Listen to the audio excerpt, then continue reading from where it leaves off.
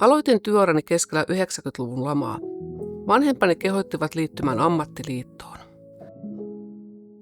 Ensimmäisen työpaikan ilmapiiri ei ollut hyvä ja pyysin apua monenlaisiin työpaikan ongelmiin silloiselta ammattiliitoltani, mutta koen, että minua ei kuultu. Vaihdoin työpaikkaa. Urapolkuni on sittemmin kulkenut monien vaiheiden kautta nykyiseen pisteeseen, jossa viimein voin sanoa, että voin hyvin työssäni. Nykyinen ammattiliittoni on ollut merkittävä tekijä työn ilon ja merkityksen löytämisessä.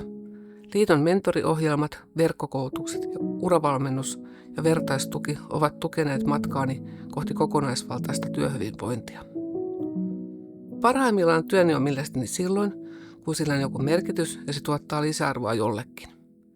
Lisäksi työ tuottaa minulle iloa, kun sitä saa tehdä turvallisessa ja yhteen hiileen puhaltavassa työyhteisössä.